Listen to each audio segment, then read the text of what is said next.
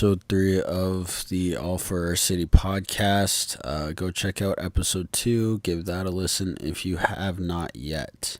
Getting into some news here. As far as when I recorded this, Drew is still in the hospital, so hoping that he gets better soon. So there's a fundraiser for him on Saturday, 10 to noon at Mellow Fellow. What's cool about the fundraiser is that all 3 supporter groups are working together to raise money for him and to pay his hospital bills and stuff like that.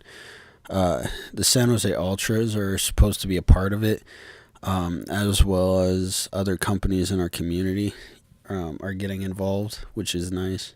It's a good way to pregame before the San Jose match, that's for sure. They're going to have a raffle and a silent auction, which should have some good items because the Greater Nevada Field Team Shop is donating stuff. And I know they have a lot of overstock stuff that they haven't been able to sell, like Liverpool jersey, San Jose jerseys, just stuff like that. On to 1868 news. We're only a few days away now from our game with San Jose, so I'm pumped up for that. I put out promos for that. There should be 2 by the time this podcast comes out, so go check those out if you haven't. That game's exciting. I know San Jose's already started off some of their preseason stuff, but it should be a good game. Now getting into the kit review. Both the home and away kits were revealed for Reno 1868 at a party last week that the team hosted. The party was good because I got to see a lot of people I haven't seen since the end of last season, so it was a lot of fun for me. Both kits are basic templates from Adidas. If you go on to myteam.adidas.com, you can find all the templates and all that they used. There's a new kit sponsor, which is nice to see. That we're getting more kit sponsors and stuff like that. The home kit is blue with a darker shade of blue stripes. The stripes have a pattern in them, which isn't super visible. You can see the changes in thickness in the pattern, but you can't really see the true pattern unless you're right up close to the jersey. The logo is center on the jersey and white stripes on the shoulder. I like the stripes on the shoulder, I really do. I like it better than the stripes on the inside of the jersey underneath the arm. I think it's way better. The pattern on the jersey is okay. The problem with the jersey is the logo being centered. I know that only a few soccer teams do that. The ones that do that have a reason for doing it, like heritage and stuff like that. Our team, though, doesn't have a reason to do it, so to me it kind of seemed a little bit ridiculous. Not really ridiculous, but more like they shouldn't have done that. It's just something that I think that they probably shouldn't have done. We have established over the last 2 years where our logo is on the jersey, and they're just taking that and changing all of it. And it's not like other sports where the position of the logo can change from season to season, or the logo itself can change from season to season. That tends not to happen in soccer. The spacing on the jersey is awful. The Adidas logo is on top of the crest, which is on top of the sponsor logo. And in photos, it looks like it's touching, and there's less than an inch or a quarter of an inch between the logos. So it becomes very crowded very quickly, which isn't good. And then pattern or not on this jersey, this jersey could have had any pattern, could have had any design, could have been any jersey, but there's a lot of negative space on it. You could put any pattern on the jersey. That's not going to take away from the fact that there's negative space. And the negative space is really created by the spacing issue with the jersey. And then another issue that's created by the spacing issue is the lack of hierarchy in the jersey, which creates an issue with harmony, as all the logos are fighting for your attention at once. Usually in a jersey, you're drawn to one logo, then the next logo, then the next logo. Like hockey is really easy. You're drawn to the center logo and then any other logos on the front. And then it's the shoulder logos. With soccer, it's usually the sponsor logo first, and then the kit or the crest, the team crest, and then the kit sponsor or kit manufacturer. So with this, it's a little bit different, and it just feels like it was poorly done. So yeah, I just don't like it from a design standpoint. Another Adidas jersey that would have worked a lot better, which is an Adidas template, which I haven't seen too many other teams use, would have been the Colombia away kit from the last World Cup. It's blue as well. It's got the same stripes and everything on the shoulders, but it has a slightly different pattern on the jersey. It has one large stripe on the left, I think, and then it has the crest inside of that. And I think it's just a lot better of a jersey, in my opinion. And we could have used a template like that or that template to really make a better jersey. The away kit is very basic. Yeah, it looks amazing. And I think that's how a soccer design should be. Just basic, yet very basic and very straightforward and things like that. Especially American soccer jerseys tend to be a lot more basic if you look at like the MLS jerseys and stuff like that than say like Mexican League jerseys and stuff like that. The away kit is white with black stripes on the shoulders and black highlight stripes on the sleeves and neck. The kit also has a pattern in the jersey, but it isn't visible on pictures, and the crest is all black. It reminds me of the Spain World Cup away kit from 2018, which was really nice. The Spain one is basically the same thing, but in orange, with a slightly different collar around it. The spacing is a lot better on the jersey than in the home jersey. I like having the grayscale jersey. I think more teams should use a grayscale jersey, and I think that a grayscale jersey could really offer as like a third or fourth jersey, like a really solid fourth jersey, like 3 jerseys in your team's crest colors, and then the fourth jersey being like a grayscale jersey would be really awesome. I think it's a really solid design, and it really accents the black logo really well. I like having patterns in the jersey, especially when they aren't overwhelming the design as a whole. Well, and it's easy to have an overwhelming pattern when the jersey is very basic like that. But right, and it adds texture to the design. The way that this pattern and the way that Adidas has been using patterns in their jerseys lately, it just adds texture to the jersey. It's not really adding an extra design element to the jersey. It's just adding more texture to it, which is good because then it doesn't compete for your attention like the logos do. There's good hierarchy in the design despite all the logos being the same shade. This obviously was accomplished in the jersey by having different scales for the logos, which is how most hierarchy in jerseys is created, by having the different sizes with the logos. The jersey does have a sense of harmony to it, which I think that soccer jerseys should have.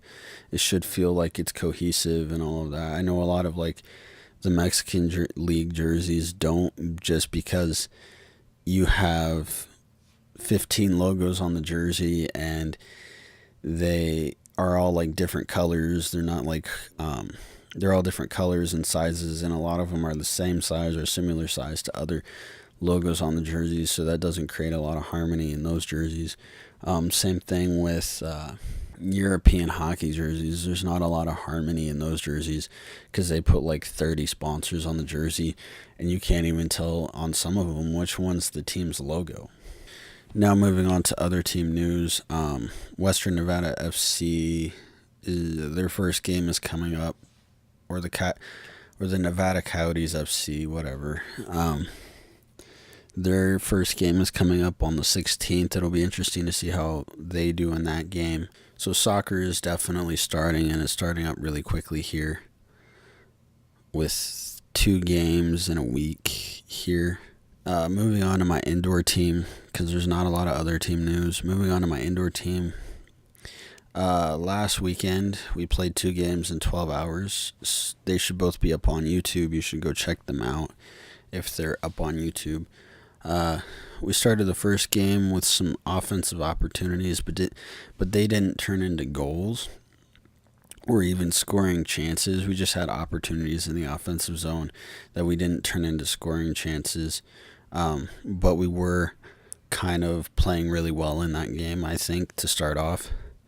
But then we let in 2 soft goals on back-to-back plays, which killed the momentum of those who were on the field at that time. So they probably needed to switch at that point, but they didn't. So get fresh bodies out there to try to like change things up, that kind of deal. But that didn't happen. The rest of the game was an uphill battle.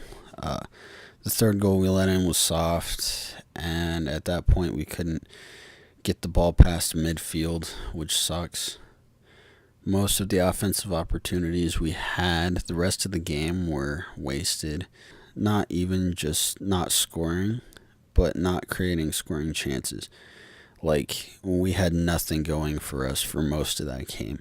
Like, we did all right in the beginning, and then we let in the goals, and then it was over. Towards the end of the first half, I was upset at this girl who kept throwing her body into me and basically shoulder checking me to get the ball, which isn't something that you should be allowed to do in soccer, even if it's indoor.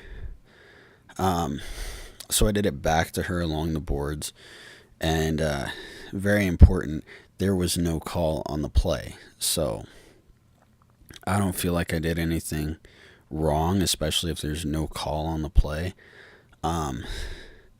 But she started yelling at me after the play was over and was saying things like, I can't do that, and you're not even going to apologize, and just stuff like that, which is really annoying. So she then complained to the ref, and then the ref later pulled me aside and told me not to do that. Which to me, I feel like this is stupid, because if you don't like the way I'm playing, blow the whistle. Don't pull me aside later after somebody's already talked to you about how I'm playing and complained about how I'm playing, and then complain to me about how I'm playing and trying to tell me that I need to change the way that I'm playing. That doesn't work for me. Then in the second half, the ref just started calling a lot more fouls. But it wasn't like he was calling a tighter game, like more fouls to call a tighter game and to take more control over the game.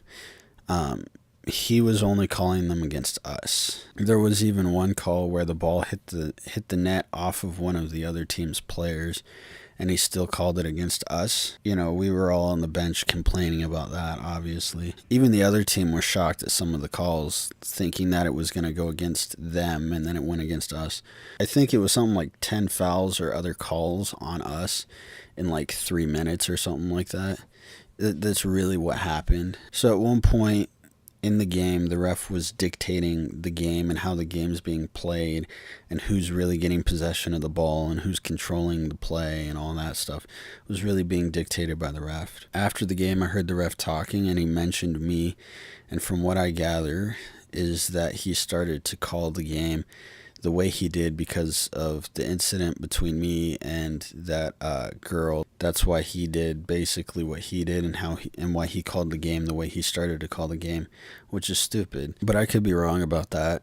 I hope I'm wrong about that too. But if it's true, then the ref had no reason to call the game like that. No reason to call the game the way he did, because I wasn't even on the field for most of the calls. I was on the bench. To me, it kind of feels a little bit like vindictive or whatever from the ref. It could be one of those situations where the ref thinks that one player's mentality is the mentality of the rest of the team, especially when other people are getting upset at the way we're playing. Even though I know for a fact that that's not the case. But I mean, even then, it's not worth calling the game in that manner, in my opinion. We talked a little bit after the game, and I mean, we've been talking about this a lot lately, I think, but it brings up the question, all of this in that situation, question of apologizing during a game and saying good game after the game. Firstly, why are you playing the way you are playing if you feel the need to apologize after the play is over? Like, I don't feel like you should be playing that aggressively or whatever if you feel like you should apologize afterwards. I feel like it, that's just how I feel. Secondly, I grew up with the knowledge that no matter how you play, you don't apologize until after the game, and you leave everything on the field.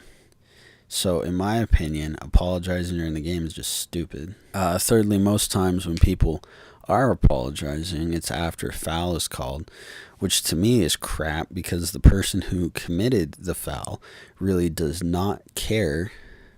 They're only being polite, which is stupid because we're in the middle of the game, and a lot of those people who are apologizing after fouls are called are only apologizing because the ref called it. They're not necessarily going to apologize if they take the ball away and they go down the field and score. They're not going to apologize. So that's why I feel like that's a little bit ridiculous. Then there's telling people good game after a game. If I had a bad game or if someone was being overly aggressive the whole game, there's no way I'm going to want to shake their hand or say good game to them after a game. But then I'm the bad guy, right, for not doing it, which is stupid to me. It's not like you're trying to be friendly to me before, during, or after the game outside of maybe 2 seconds when you're saying good game, And more often than not, I hear opposing teams talking crap about me or my team once they have left the field. Once they're off the field and we're all just kind of hanging out after the game, I can hear people talking crap about us and I can hear them, and everybody does it. So to me, saying sorry during a game or saying good game just to say it, to be polite, gets me upset because it's not genuine and the way it's done is disrespectful to me. Is how I feel about it. I feel like it's disrespectful to apologize or to try to be polite to someone and not be genuine about it. And the only way I feel like they can really be genuine about that is if they really feel like they're not going to still be mad at you after the game because of what you did during the game. What I'm not saying, though, is we can't say good game or we can't apologize. I just think that it should be saved until after the game when everyone is just hanging out. Because at that point, everything is left on the field, and both teams had a moment to decompress, but no one wants to do that. And I think that's because none of it is genuine, and no one leaves it on the field. They all take it with them. Anyway, I hope I got my point across, how I was trying to. I don't know, I shoved a lot in there, and it wasn't really cohesive, so I don't really know. Moving on to the second game, I went into this game knowing that we didn't have a chance. We weren't going to win this. That was my thought. My thought going into the game was we weren't going to win this. I just want to go out there and play, not worry about the score.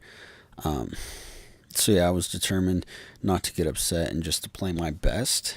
But we still we lost 6-0, which I didn't get upset about.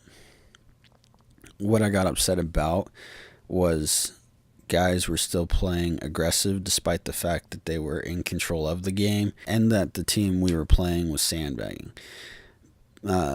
Sandbagging teams are expected in this league just because it's a Sunday league and there's really no true divisions. The way the league is set up is basically people sign up for what day they want to play. They don't really sign up or pay attention to the divisions. Otherwise, the league would force teams into different divisions, I would think. The league has no incentive to change the fact that teams are sandbagging. It's not good for players at our level, especially when a team belongs in Division 2 and is playing in Division 4. It won't help the Division 4 team players get any better because, the Division 2 team's in control the whole time and they're just at a way higher level. That's almost like professional athletes playing against amateur athletes, and it doesn't give the Division 4 team a chance to compete in the league. But having teams like that isn't worth getting upset over because we can't change it. Firstly, we can't change it. What is upsetting is to hear teams like that are competitive in higher divisions talk crap about how easy it is to play against us. That's what I find upsetting. That's just what I find upsetting, and the reason it's so upsetting to me is because I know for like a lot of people on my team, most of us haven't been playing for more than 5 years at the most. I know we have one or two people who have been playing all their lives, but we're not there, and most of us only started playing in like the last couple years. Moving on to our next game, I don't know who we're playing next. There are 3 games left in the season, 1 regular season game, and then 2 consolation games in the postseason. And we might not have a next season, apparently, so that's something to look for. We might not play next season. That being said, I'm just going to go out there and play my game and not worry about the results and try to not get upset. And I feel like if I do that, then I will have accomplished something this season. Thanks for listening. Like and subscribe on YouTube, or if you're on SoundCloud or whatever social media this is on. It helps me out a lot. I know this one was shorter than the last one, and I know I didn't have an interview this week, but I'm still trying to get interviews with the different leaders from the different supporter groups, and I'm still trying to get, and this week I'm trying to get an interview with someone from the San Jose Ultras. There'll be a lot more to talk about next week, obviously, with the San Jose game, and then if I do get an interview, that'll be nice to have. So anyway, that's it for this podcast. I'll see you. You guys will hear me next week, and I hope that you all make it out to the San Jose game this Saturday.